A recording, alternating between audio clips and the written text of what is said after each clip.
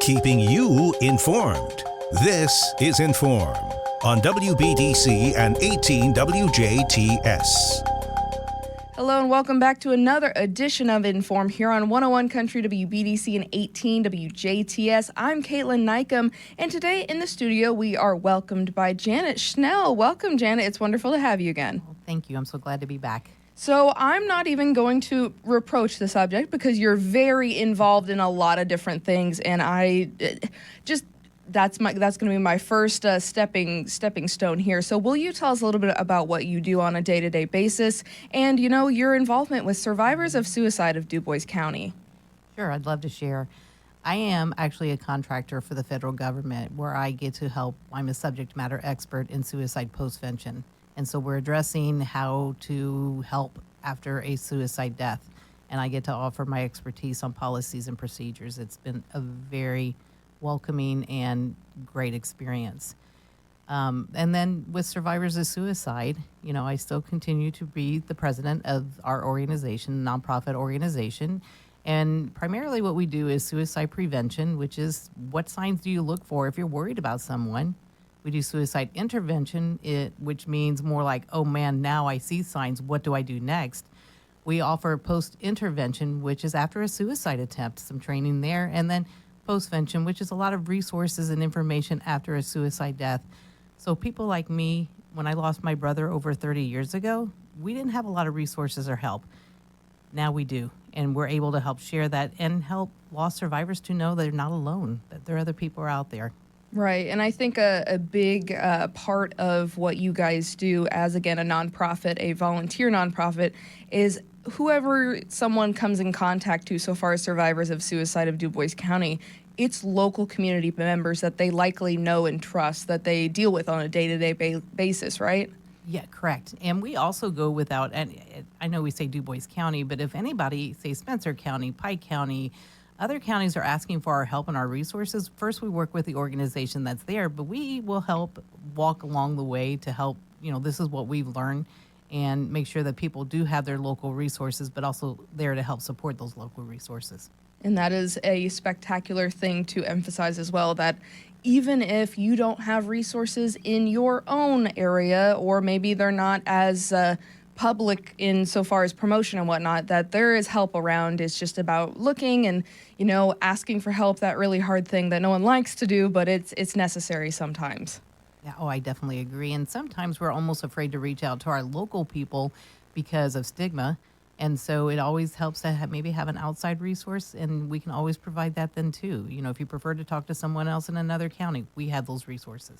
Right. So, Janet, let's touch on some common misconceptions about suicide. Again, we had you on about this time last year, and you brought a lot of information to light, maybe things that we don't have conversations about on a daily basis. So what are you guys finding? What are you seeing this go around this year?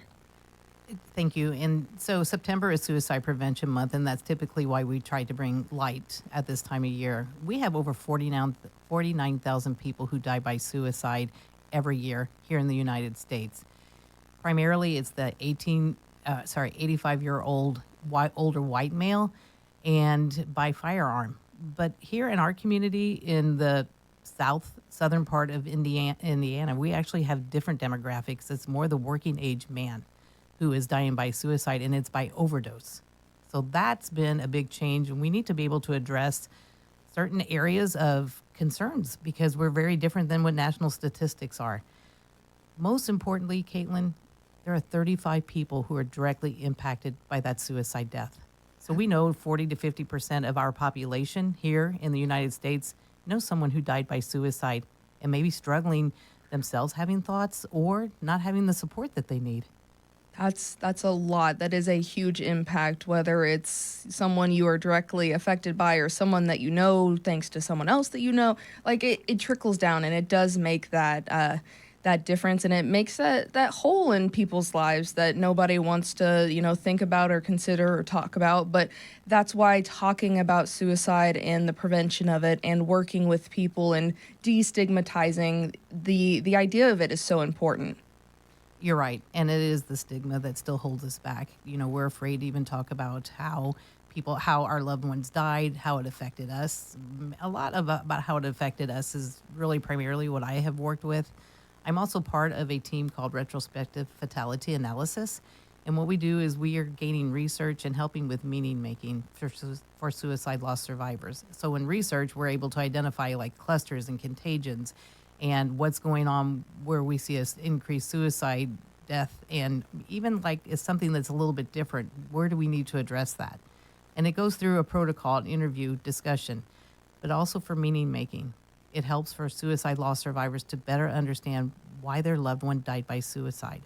And so it asks a lot of questions, but also brings it back to them being able to answer the why question, which is something we all struggle with.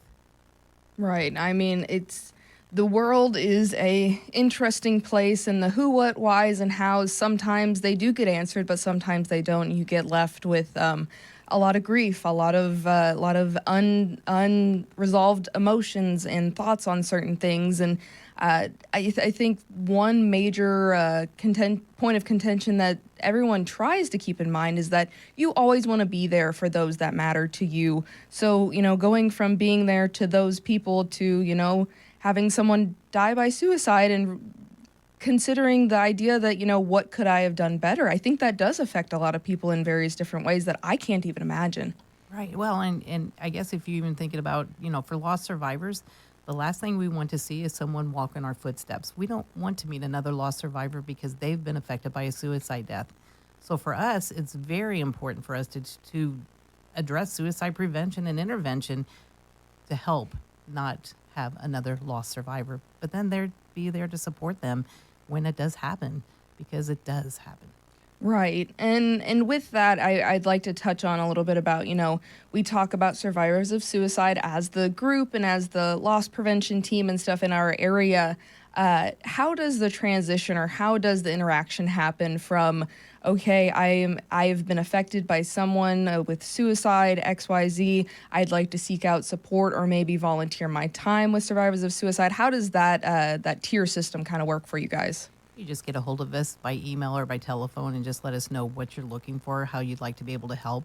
And if we don't offer those resources, we know the connections throughout Indiana and throughout the United States to be able to get you connected with the resources, what you're interested in doing. Things like walks that go out. There are a lot of opportunities that are out there to help with grief. We don't always have to follow the same steps that I've followed. There are other resources and information that we can get you connected. So that's something to really take with you. Again, put it in the back of your mind for now.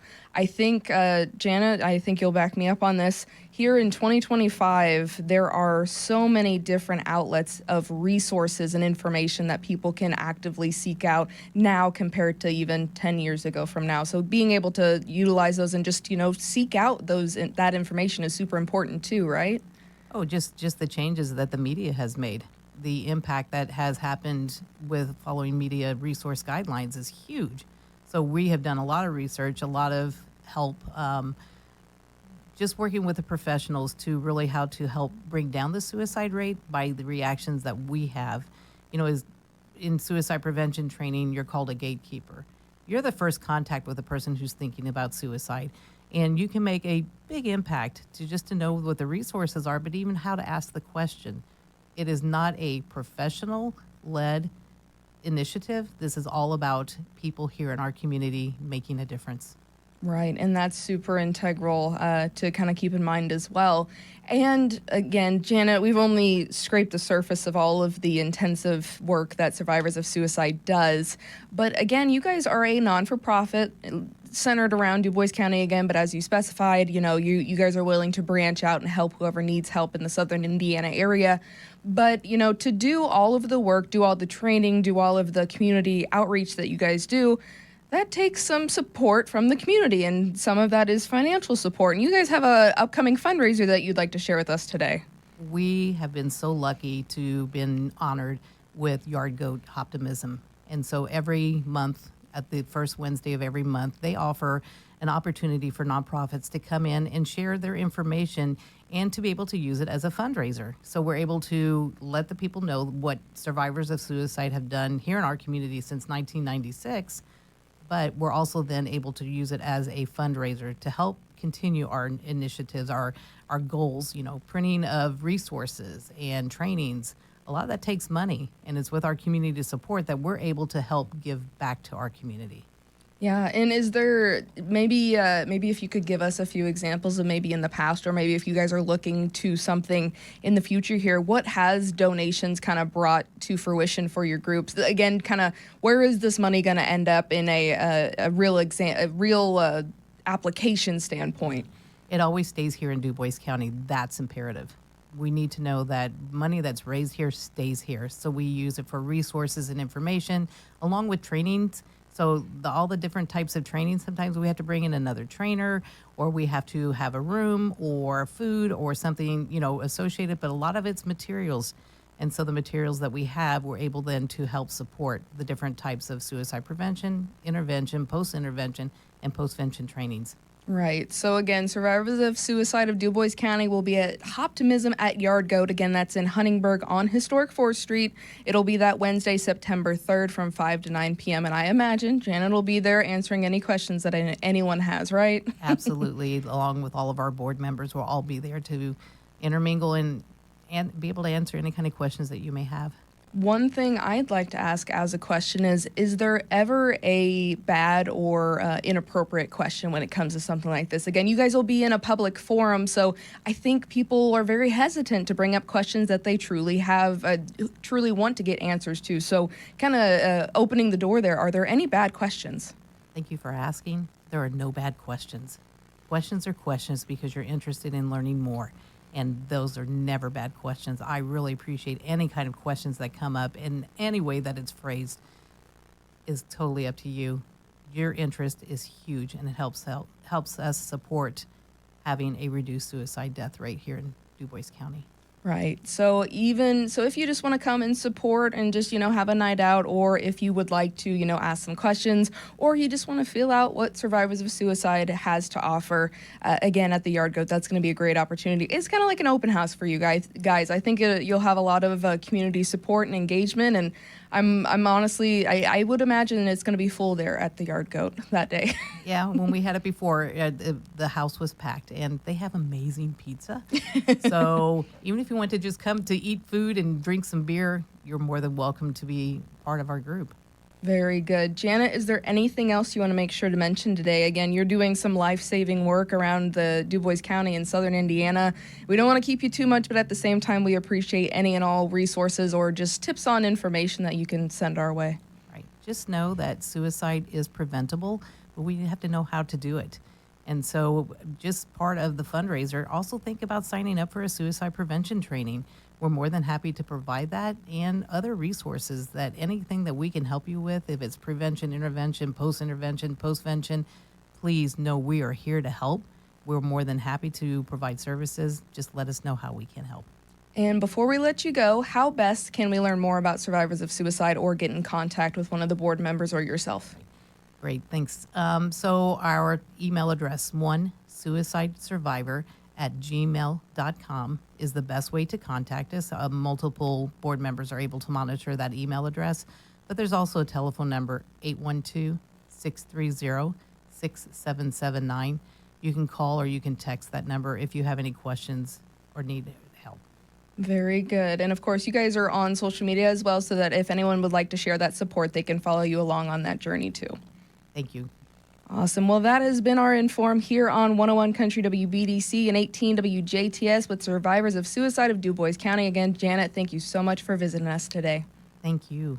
And of course, best of luck as you have your upcoming fundraiser. Survivors of Suicide of Dubois County will be at Hoptimism at Yard Goat in Huntingburg on Wednesday, September 3rd from 5 to 9 p.m. that day. You can go out and support them or visit them online for more information and resources. This has been In.form on WBDC and 18 WJTS. Catch past episodes on our social media pages and our websites. If it matters to you, it matters to us. In.form.